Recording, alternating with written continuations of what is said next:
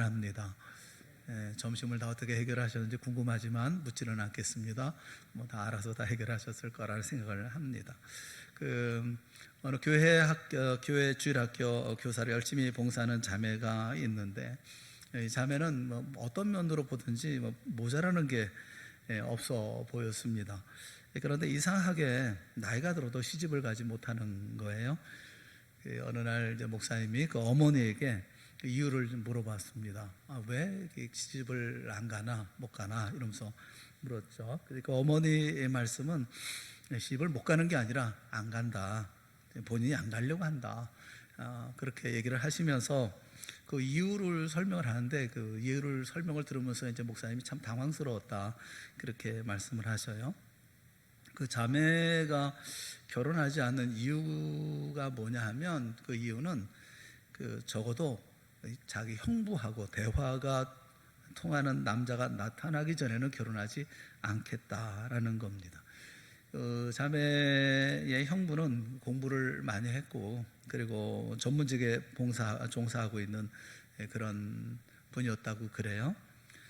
자기 자매는 자신의 남편이 되려고 하면 그 형부와 비교할 때 모자람이 없어야 한다, 이렇게 생각을 하고 있었다는 거죠.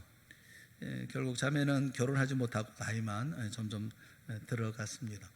여러분 어떻게 생각하십니까? 그런 이야기를 들으면 형부 같은 남자가 나타나기 전에는 결혼할 수 없다, 뭐 이해가 되기도 하고, 한편 보면 또 답답하기도 하고, 뭐 그런 얘기가 아니겠어요? 결혼은 내가 하는 거 아닙니까? 자기가 해야 되잖아요. 언니와는 자신은 다르지 않습니까? 언니하고 나는 안 같죠. 다른 사람에게는 잘 맞아도 자신에게는 안 맞을 수 있고요. 또 다른 사람에게 맞지 않는 사람이 뭐 자신에게 또 맞을 수도 있는 것 아니겠어요? 내게 맞는 사람, 나와 내가 결혼할 수 있는 사람은, 누구와 견줄 수 있는 그런 사람, 누구와 비교할 수 있는 그런 사람은 아니지 않겠습니까? 그런 얘기도 들어봤어요. 최고의 남편감 어떤 사람인지 여러분 아십니까? 최고의 남편감은 고고학자라고 그래요. 왜 그런가 하면, 고고학자는 오래된 것에 대해서 관심을 갖는 사람이잖아요. 그래서 아내가 늙으면 늙어갈수록 권태는커녕 훨씬 더 많은 관심을 가져주기 때문에 고고학자가 제일 좋다, 뭐 이렇게 얘기를 합니다. 어쨌든 최고의 배우자는 자신의 인생에 맞는 사람이어야 하죠.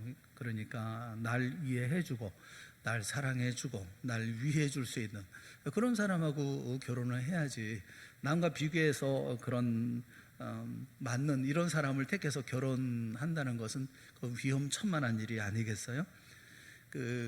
아무리 훌륭한 조건을 갖췄다 하더라도 나하고 맞지 않는다고 하면 아무런 소용이 없죠. 그러니까 여러분 자신의 바람이 있죠. 나는 이런 남편, 뭐 이런 남편이랑 이런 사람하고 결혼했으면 좋겠다는 여러분의 바람이 있을 거예요.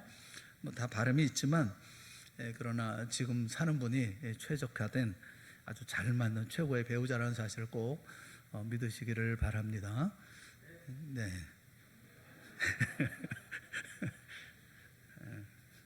좀 믿으세요.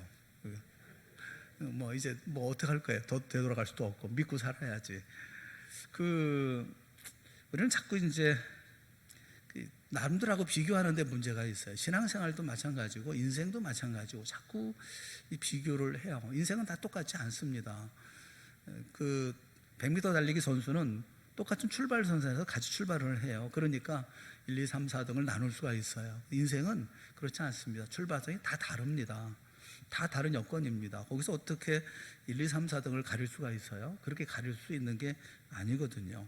문제는 많은 사람들이, 대부분의 사람들이 남들처럼 하려고 하는 그런 본능을 가지고 있다는 거예요. 남이 하는 건 나도 해보고 싶은 그런 생각을 갖고 있는 거죠. 남이 입은 옷 나도 입고 싶고, 뭐 남이 뭐 어떤 가방을 가지고 있으면 나도 그런 가방을 가지고 싶고, 명품이라는 게 생겨나는 거 아닙니까?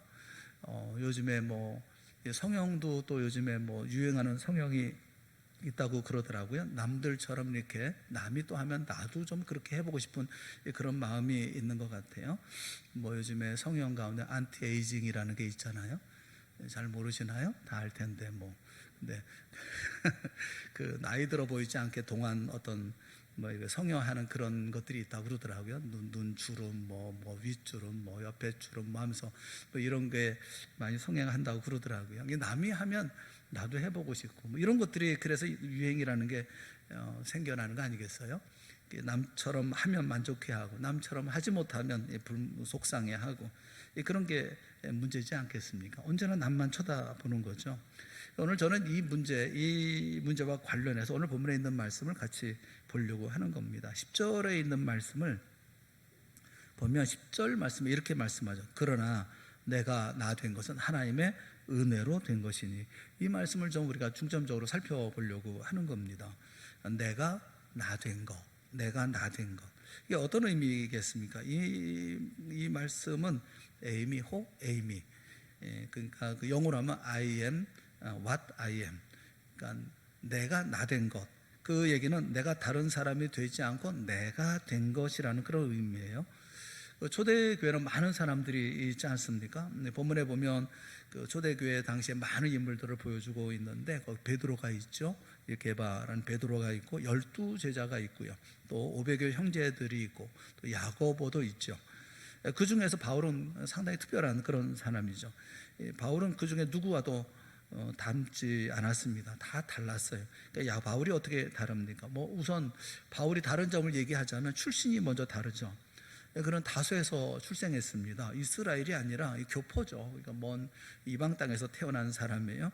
또 초대교회 인물들 가운데 본토 출신인 것과 비교해 보면 그런 예수님의 제자들 대부분이 본토 출신인데 그에 비해서는 아주 다른 그런 사람임을 우리가 볼 수가 있죠. 또 예수님의 다른 제자들이 기초 교육만 받은 정도라고 하면 사도 바울은 가말리엘 문화에서 최고의 학문을 공부했던 그런 사람이죠. 믿게 된 과정도 다릅니다.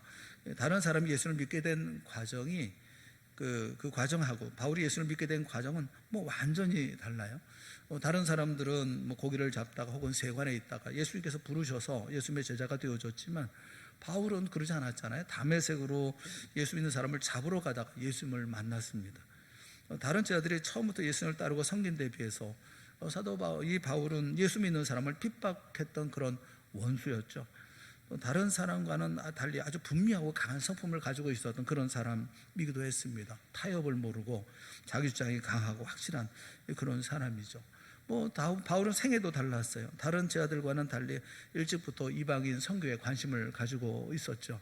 3차례에 걸쳐서 이방 지역의 전도 여행을 떠났습니다. 일찍이 하나님은 그가 가야 할 길로 우리 주님은 말씀하신 바가 있죠.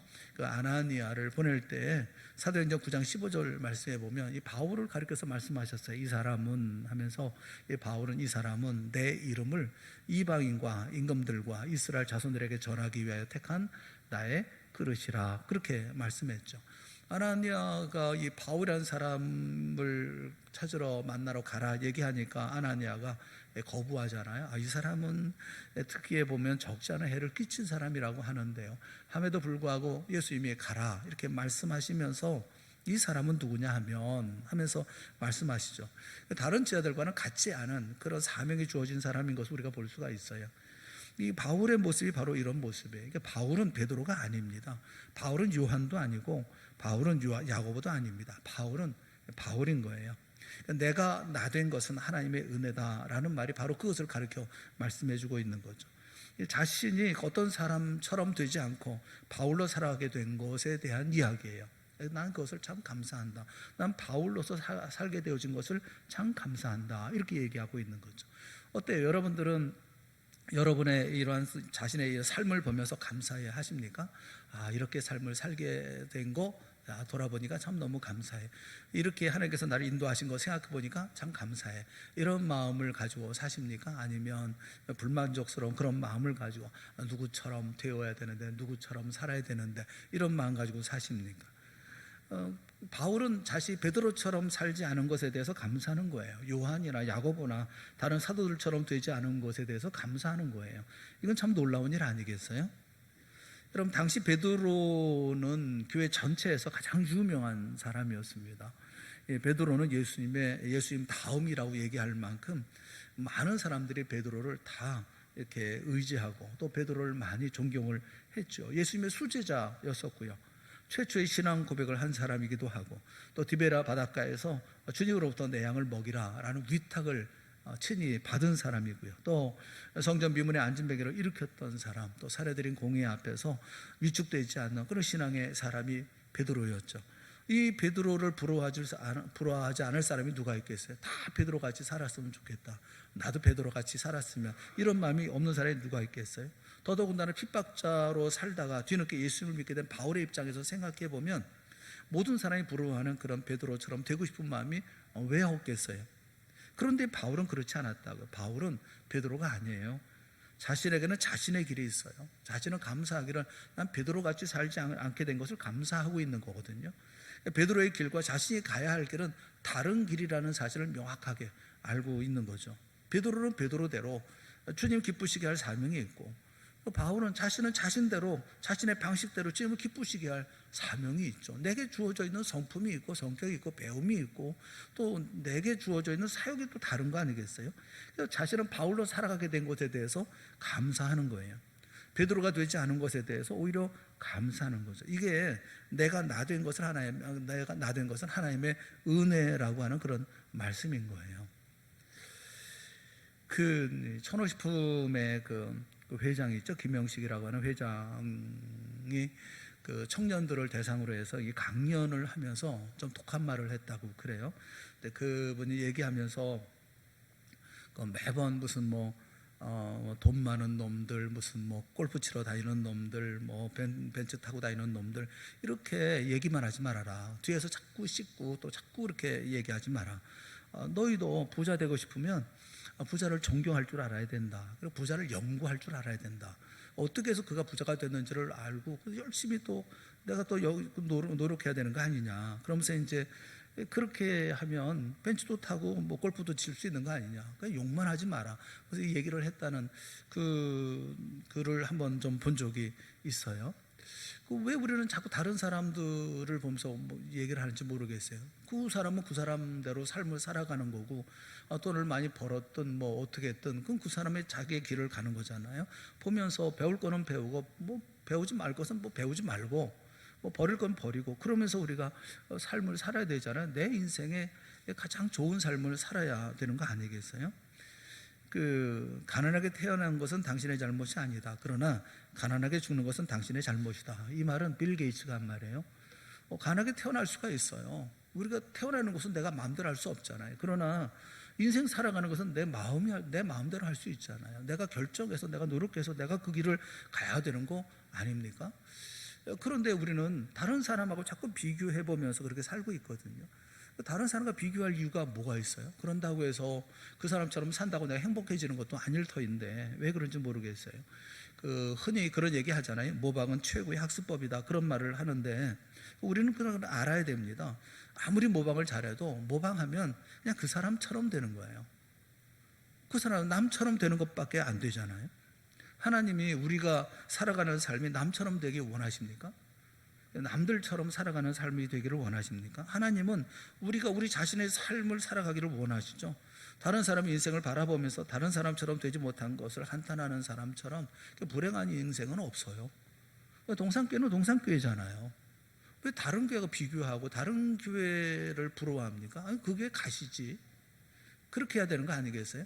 그럼 우리가 보면서 좋은 점은 우리가 배우고, 그래서 그런 점이 좋은 점이 있으니까 우리가 그 교회 잘 적용해서 우리도 이런 좋은 교회 만들어 가자, 이렇게 우리가 얘기할 수는 있겠지만 어떤 교회는 어떻고 무슨 교회는 어떻고 이러면서 얘기할 것은 아니지 싶어요. 평생 친이라고 하는 중국 사람이 있어요. 그분이 쓴 책이 있는데 그 책에 나오는 그 일화입니다. 평생 모은 돈을 사업에 투자했다가 몽땅 날린 사람이에요. 게다가 설상가상으로 아내까지 해고 통지를 받았습니다. 조언을 구하기 위해서 이렇게 바닥까지 내려앉은 상황에서 조언을 좀 얻기 위해서 평소에 존경했던 작가가 있습니다. 그 작가를 찾아갔어요. 가서 어떻게 하면 이런 어려움을 좀 해결할 수 있을까? 또 위로도 받고 또 격려도 받고 좀 힘도 얻고 뭐 이렇게 찾아갔는데 작가는 그 얘기를 다 듣고 난 다음에 그를 거울 앞에 데리고 와서 거울에 비친 그를 가리키면서 그렇게 얘기를 하더라는 겁니다. 이 사람이 이 세상에서 당신을 일으켜줄 수 있는 단 한 사람입니다. 이 사람을 자세히 차분하게 관찰하고 이해하도록 노력하십시오. 당신이 어떻게 하면 좋을지 이 사람에게 물어보십시오. 그분의 얘기는 이 세상에서 가장 훌륭한 아군은 자신이라고 하는 것을 깨달았답니다. 나의 가장 훌륭한 아군, 나를 가장 이해하고 나를 가장 그 모든 것에 대해서 잘 알 수 있는 것은 나밖에 없구나, 이렇게 알았다는 거예요. 여러분, 나라고 하는 존재는요, 그 온 우주에 이전에도 없었고 앞으로도 없을 것이 나의 인생이거든요. 온 세상에 단 하나뿐인 그런 존재예요. 세상에서 그 흔치 않은 것들이 다 값이 나가잖아요. 금도 흔치 않잖아요. 다이아몬드도 흔치 않잖아요. 그런 것들은 다 값이 나가지 않습니까? 그것처럼 여러분은 온 인류 역사 가운데, 온 세상 역사 가운데 단 한 사람이잖아요. 모든 역사 가운데 여러분은 딱 한 번이에요. 한 사람밖에는 없어요. 그러니 주님께는 얼마나 귀한 사람이냐고요. 내가 인생 살아가면서 몇 년부터 몇 년까지 인생을 살 텐데 그 딱 한 번 딱 살고 말잖아요. 그 한 사람의 인생을 우리 주님은 얼마나 귀하게 여기시냐. 하나인데, 유일한 사람인데. 여러분, 옆에 있는 분들 한번 얼굴을 한번 보세요. 그 얼굴 보면 얼마나 다양합니까? 다른 건 보지 말고 눈만 한번 보세요. 뭐 눈만 보이니까. 요즘에 마스크 쓰고 다니니까 다 이뻐 보이더라고요. 앞으로 눈만 이렇게 마스크 쓰고 다니면 좋을 것 같아요. 이 눈만 한번 보면 눈이 뭐 큰 사람도 있고 작은 사람도 있고, 눈꼬리가 위로 올라간 사람이 있고 처진 사람도 있고, 눈썹이 짙은 사람이 있는가 하면 눈썹이 거의 없는 사람도 있고, 뭐 눈동자가 뭐 검은 사람이 있는가 하면 노란 사람이 있고, 눈빛이 날카로운 사람이 있는가 하면 부드러운 사람이 있고, 다 다르잖아요. 눈만 봐도 다 다르지 않습니까? 중국에 가보면 중국의 간판에 제일 많이 걸려있는 사진이 있어요. 그 사진은 김희선 씨 사진이 제일 많이 걸려 있습니다. 시골에 가도 다 그 사진이 있어요. 시골 간판에도 김희선 씨 사진이 다 이렇게 붙어 있어요. 중국 여성들은 그 김희선처럼 이렇게 얼굴을 만들고 싶어서 애를 쓴다고 그래요. 어디를 가나 김희선 씨 얼굴이 다 그려져 있는 간판들이 다 있습니다. 근데 여러분, 모든 여성들이 다 김희선 씨처럼 생긴다면 김희선 씨가 그 가치가 있겠어요? 다 똑같은 얼굴이라고 하면? 하나님의 세계는요, 다 다릅니다. 모두가 다르고 다양합니다. 창세기 1장을 보면 하나님께서 풀과 나무들과 새와 물고기와 짐승들을 다 만드셨는데, 그런데 말씀에 보면 각기 종류대로 만드셨다, 그렇게 말씀하잖아요. 나무는 나무, 풀은 풀, 뭐 새는 새, 새가 짐승이 될 수가 없고 나무가 풀이 될 수가 없죠. 남처럼 되는 거, 그 창조 질서를 깨뜨리는 거예요. 하나님이 내게 만들어 오신 자리가 있잖아요. 그러면 그 자리에서 그 최선을 다해서 그 삶을 살아야죠. 내게 주어진 삶을 살아야죠. 비교할 수가 없어요. 인생은요, 누구와 비교할 수가 없어요.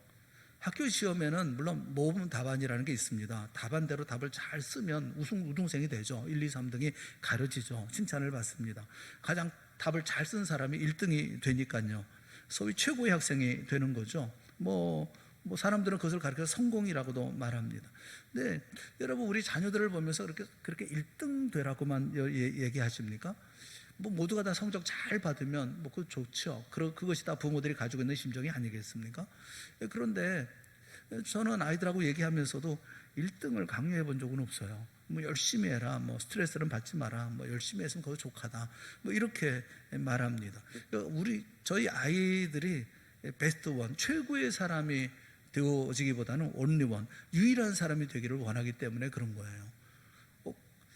여러분, 그 일에 있어서 없어서는 안 되는, 이 세상의 삶을 살아가는데 이 사람이 없어서는 안 되는 그런 사람, 꼭 필요한 사람, 시대에 꼭 필요한 사람.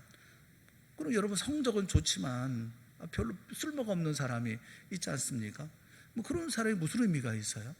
학교에서 1등 하는 게 뭐 그렇게 대단한 거예요? 1등 한 사람들 다 하고 학교 졸업하고 난 다음에 보니까 다 똑같습니다.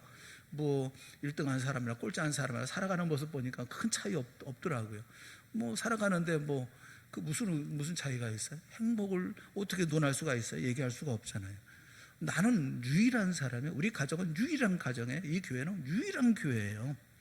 저는 모세를 존경합니다. 하지만 동시에 부살렐과 오홀리압도 좋아해요. 모세는 최고 지도자죠. 이스라엘 백성들을 애굽에서 인도해냈고 영웅입니다. 모든 사람이 모세처럼 되기를 원하고 다 모세같이 살자 이렇게 얘기를 합니다. 근데 여러분, 모세만 있다고 하면 그렇게 하나님을 섬기는데 쓰일 수 있는 그 성막은 누가 만들어요? 예전에 그런 얘기 있었잖아요. 소는 누가 키우나? 뭐 딱 하면 소는 누가 키울 거야? 이런 사람도 있어야 되는 거 아니겠어요? 모세는 여러 면에서 훌륭했어요. 하지만 모세가 손재주까지 있는 사람은 아니거든요. 그래서 하나님은 성막과 그 안에 있는 모든 기물들을 만들 때 부살렐과 오홀리압을 따로 부르셨습니다. 그들에게 성령을 부어주시고 하나님의 신을 그들에게 부어주셔서 최고의 장인, 그러니까 기술자죠. 이 기술자로서의 그 모든 일을 감당하게 했어요. 하나님께서 주신 지혜로 하나님의 성막과 언약궤와 제단을 만들었습니다. 그들이 아니면 할 수가 없는 일이 아니었겠습니까? 이들은 최고의 사람은 아니지만 성막을 만드는데 없어서는 안 되는 유일한 사람들이었던 거죠.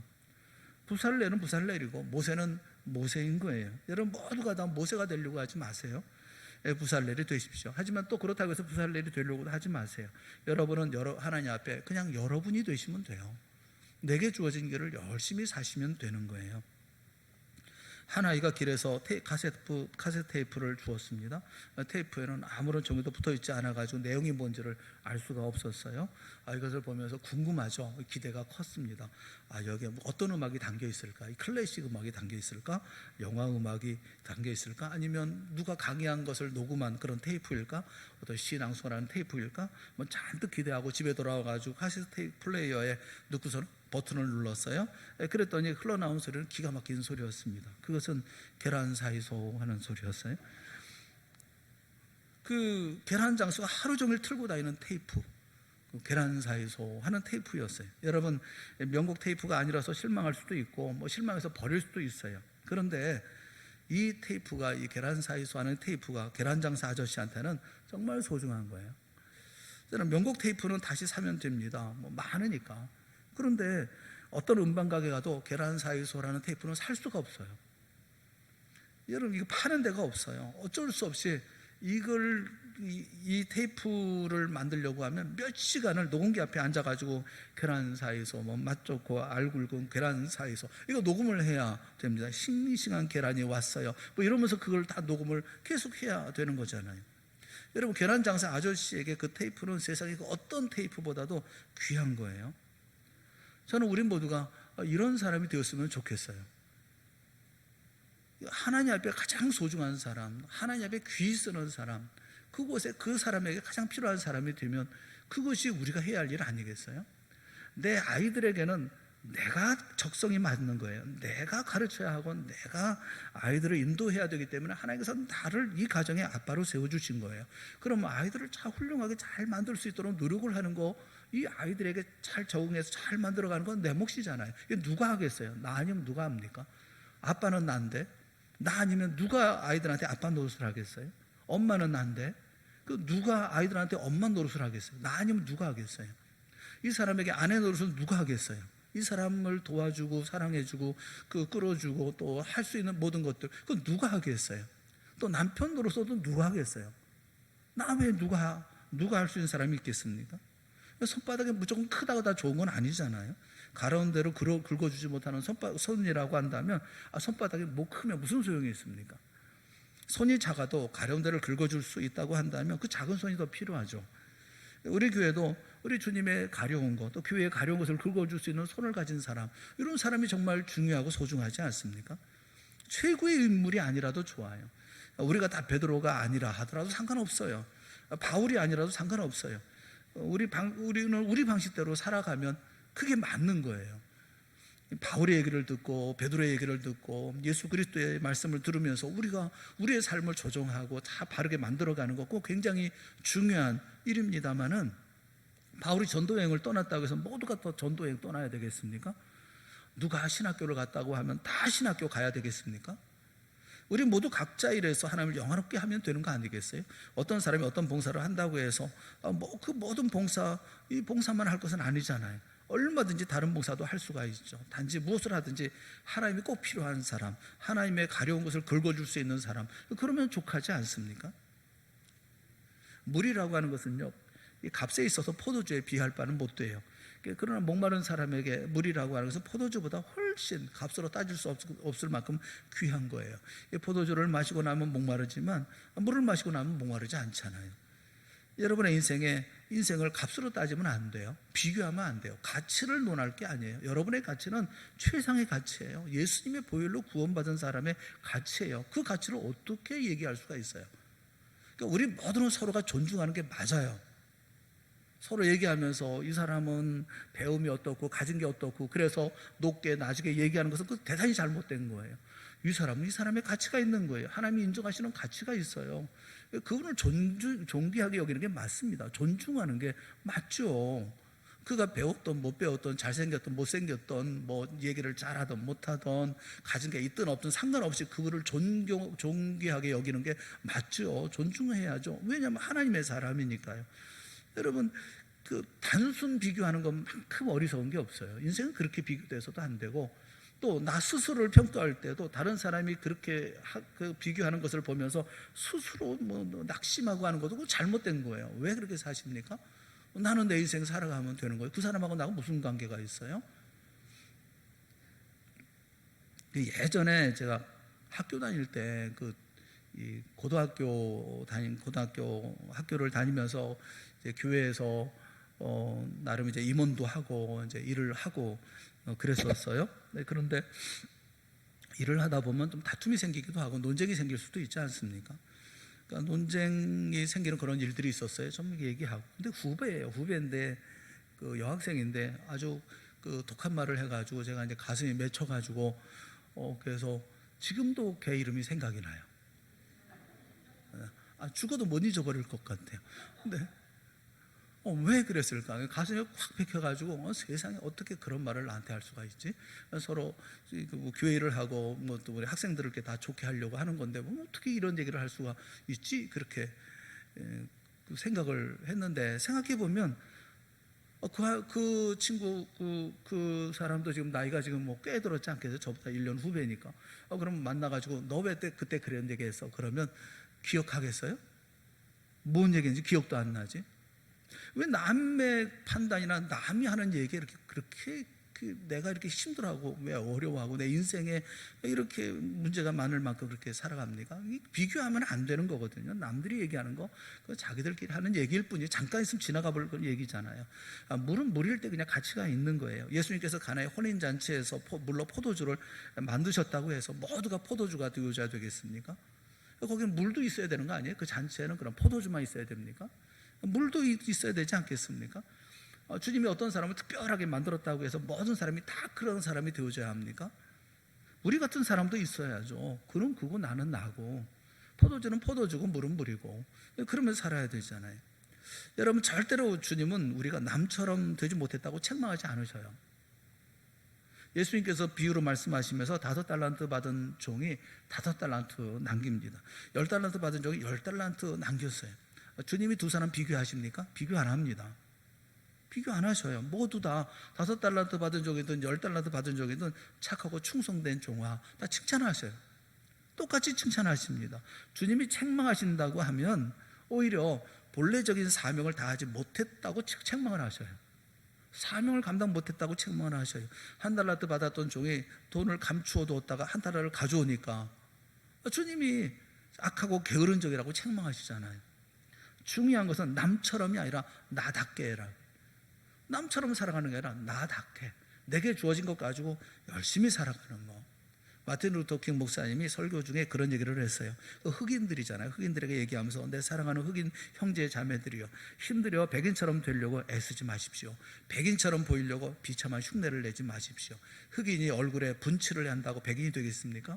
분칠이 지워지면 다시 흑인이 될 뿐입니다. 분칠이 지워져 흑인임이 드러날 때 비참하면 어찌 하시려십니까? 여러분들은 기억하십시오. 흑인은 분칠을 함으로써 존엄해지는 것이 아닙니다. 우리가 존엄해지는 순간은 흑인이 흑인으로 사는 것을 배울 때입니다. 설교 가운데 그런 내용이 있어요. 여러분, 비전이 뭡니까? 남들처럼 되고자 하는 것이 그 비전은 아닙니다. 진정한 비전은 하나님께서 우리 각자에게 주신 특유의 사명을 따라 살려고 하는 그런 것이죠.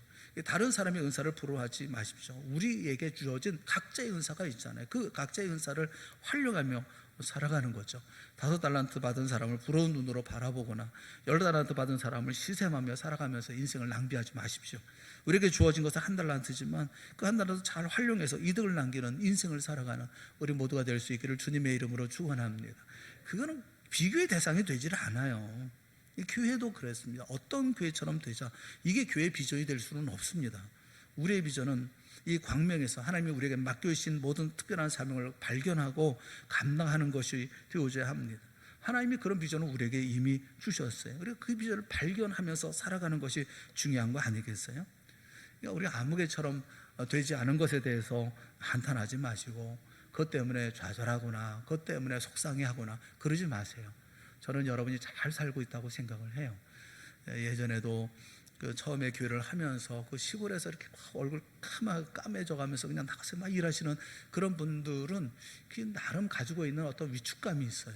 그래서 다른 사람과 비교하고 도시 사람하고 비교하고 자기들은 아침부터 그냥 해 질 때까지 나가서 이렇게 일하고 뭐 농사 짓고 하는 것에 대한 어떤 자신의 인생이 비참하다 이런 생각을 갖고 있는 분들이 그분들이었거든요. 그래서 그분들하고 얼마나 씨름을 했는지 몰라요. 당신은 당신 자신을 얼마나 존귀한 사람인데, 얼마나 하나님께서 기뻐하시는 사람인데 자신의 인생을 열심히 살라고 그러면서 얼마나 많이 말씀을 드렸는지 몰라요. 그래서 우리들도 그럴 때가 참 많이 있어요. 여러분, 참 난 여러분들을 보면 참 자랑스러워요. 여러분은 여러분의 삶의 자리에서 열심히 사시잖아요. 최선을 다해 사시잖아요. 힘을 다해 사시잖아요. 우리에게 주어져 있는 지혜를 가지고 할 수 있을 만큼 열심히 사시잖아요. 저는 너무 보기 좋더라고요. 최선을 다하는 인생보다 더 좋은 인생은 없어요. 하나님께서 평가해주고 판단해 주시는 것이지, 그것이 남들이 판단해 주는 것이 내 인생의 가치는 아닙니다. 내가 나 된 것은 하나님의 은혜. 나의 인생, 바울은 바울의 인생이 있어요. 바울의 인생의 삶을 삽니다. 여러분, 바울처럼 여러분의 모습을 기뻐하고 행복해하고 그리고 그런 인생을 열심히 최선을 다해 살아가는 여러분 모두가 될 수 있기를 주님의 이름으로 축원합니다. 유일한 인생을 꽉 찬 삶으로, 허송세월하지 말고 꽉 찬 삶으로 열심히 살아가는 거, 하나님께서 원하시는 것은 그런 삶이 아니겠어요? 내게 맡겨진 모든 일들을 최선을 다해서 또 우리에게 주어져 있는 이런 모든 인생의 삶의 자부심을 가지고 나 아니면 행할 수 없는 그런 일들을 내게 맡겨주셨으니 그 일을 끝까지 감당해 나아가면서 그 모든 삶을 달려가는 우리 모두가 될 수 있기를 바라는 것입니다. 내가 나 된 것은 하나님의 은혜로다. 내가 나 된 것, 여러분 스스로 모두가 다 내가 나 된 것은 하나님의 은혜입니다. 그 은혜를 감사해야 하고 그리고 그 은혜 가운데서 하나님의 역사를 만들어가는 우리 모두가 될 수 있기를 바라고, 그리고 모든 성도들이 서로 존경하고 존중하고 그리고 그 인생, 하나님께서 사랑한 인생을 다 대접하고 그렇게 귀하게 여기고 그리고 서로 위로하고 격려하면서 하나님 나라 만들어가는 우리 동산의 모든 공동체가 되어질 수 있기를 주님의 이름으로 축원합니다. 우리 아직 기도하겠습니다. 사랑의 하나님 아버지, 은혜를 감사합니다. 하나님께서 우리를 이 땅에 보내시고 이 땅에서 맡겨진 사역들을 감당할 수 있도록 인도하여 주셨으니 감사합니다. 남들 바라보느라고 시간 낭비하지 않게 하여 주시옵시고 내게 주어져 있는 그 모든 일을 최선을 다해서 오늘 할 일을 오늘 하고 내일 할 일은 또 내일 하고 또 그래서 내게 주어진 인생을 꽉꽉 채워나가면서 하나님 앞에 복된 충성된 삶을 살아가는 저희 모두가 되게 하여 주시옵소서. 우리가 있음으로 내 이웃이, 내 가족이, 나를 아는 모든 사람들이 가장 편안하고 또 행복해하고 그들에게 유익한 삶을 살아갈 수 있도록 우리의 은사를 마음껏 활용할 줄 아는 우리 모든 성도들이 다 되어질 수 있도록 인도하시고 이 땅에 있는 이유가 있는 삶을 오늘 역시 살아가는 저희 모두가 되게 하여 주시옵소서. 예수님의 이름으로 간절히 기도드리옵나이다.